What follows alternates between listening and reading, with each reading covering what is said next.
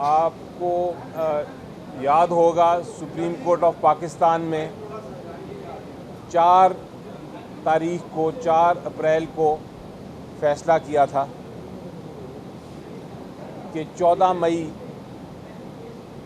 को elections Punjab assembly के election commission of Pakistan को मुनक्किद करने हैं। पोलिंग डेट फिक्स की थी 14 मई की। 14 मई गुजर गया, इलेक्शन नहीं हो सके। इलेक्शन कमीशन ऑफ पाकिस्तान ने बहरहाल एक रिव्यू पिटिशन फाइल कर दी सुप्रीम कोर्ट ऑफ पाकिस्तान के पास कि हम ये इलेक्शन नहीं करा सकते और आपने जो डेट फिक्स की थी 14 मई को, उस फैसले पे नज़र-ए-सानी करें।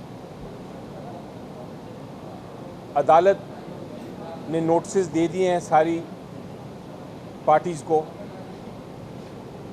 अटॉर्नी जनरल साहब ने भी जवाब दे दिया, पंजाब के एडवोकेट जनरल साहब ने भी जवाब दे दिया, सब्तैन जो स्पीकर हैं पंजाब असेंबली के, उनके बिहाफ पे भी मैंने जवाब दे दिया।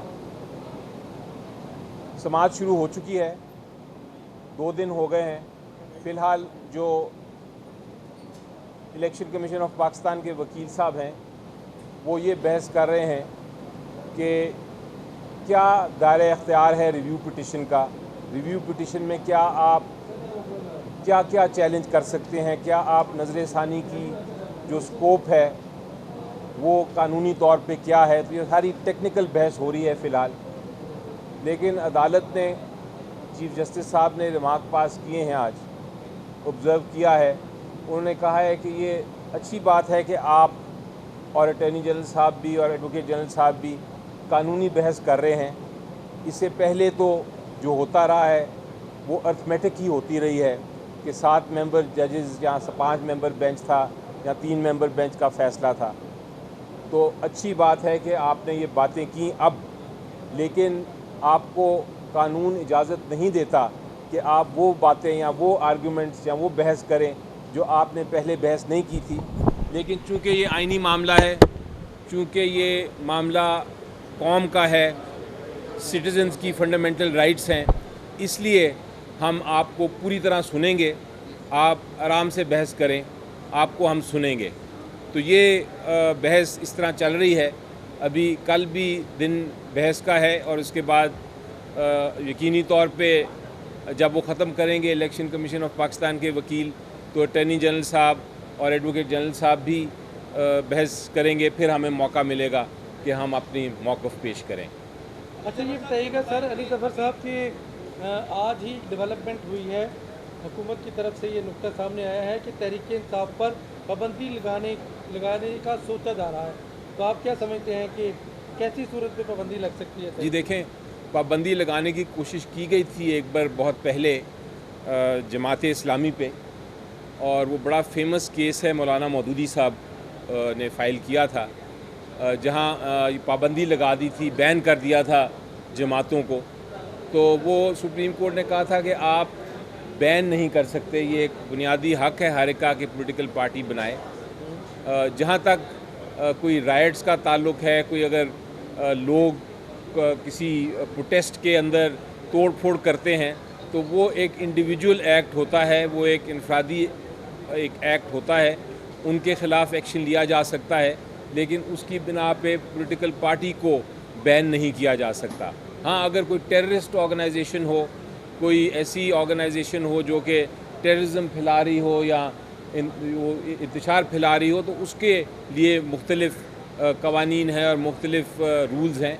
लेकिन ये इस किस्म की इक़दाम अगर उठाया जाता है तो मुझे यकीन है कि यही अदालत जो है एक ही दिन में उस किस्म के इक़दाम को कलअदम करार दे देगी। मतलब ये बताएं कि अभी डिटेल रीजनिंग सफाई नहीं है पंजाब इलेक्शन और रिव्यू पर हियरिंग शुरू हुई है, अब इसमें कैसा दिखता है? जी देखें, ये अमूमन होता है कि एक ऑर्डर आता है, उसमें एक दिया होता है कुछ रीजनिंग और कुछ डिटेल्ड अभी रीजनिंग आनी होती है। लेकिन चूँकि रिव्यू का टाइम पीरियड दिया गया है रूल्स के मुताबिक कि आपने 30 दिन के अंदर अंदर रिव्यू फ़ाइल करना है, इसलिए अमूमन रूल फाइल कर दिया जाता है रिव्यू, और उसके बाद उसकी समाअत भी हो जाती है। ये एक बड़ा अहम इस वक्त केस इसलिए है आम जो केसेस से बालातर होके ये इसकी अहमियत ज़्यादा है, और वो इसलिए है कि ये इस वक्त पंजाब में कोई असम्बली नहीं है, इस वक्त KPK में कोई असम्बली नहीं है। जो हमारी 50% से ज़्यादा पॉपुलेशन है पाकिस्तान की, उनका कोई रिप्रेजेंटेटिव नहीं है, और अगर इलेक्शन ना हो, अगर असम्बलियाँ ना हों तो कानून साजी नहीं हो सकती, हुकूमतें नहीं बन सकती, और लोगों का जो बुनियादी हक है वो उनको नहीं मिल सकता। बल्कि मैं तो कहूँगा कि आइन जो है वो आगे चल ही नहीं सकता। तो इस वक्त जिस सिचुएशन में हम हैं, उस सिचुएशन में मेरी नज़र में केयर टेकर हुकूमतें जो KPK में हैं और पंजाब में हैं वो गैर आइनी हैं। वो जो इक़दाम कर रहे हैं वो गैर आइनी हैं, गैर कानूनी हैं। उसके साथ साथ आइन जो है वो मेरी नज़र में कत्ल हो चुका है। उसका आइन इस वक्त एक तरह से अबेंस में है, क्योंकि उस पर अमल दरामद नहीं हो रहा और इलेक्शन नहीं हो रहे। तो ये सारे जो मामलात हैं, इसको देखते हुए अदालत ये रिव्यू को सुन रही है, और इसीलिए वो इंतज़ार किए बगैर के डिटेल रीज़न ना भी आएँ, वो जिस वजह से इलेक्शन कमीशन ऑफ पाकिस्तान ने रिव्यू फाइल किया है उसकी समाअत अदालत ने शुरू कर दी है। अच्छा,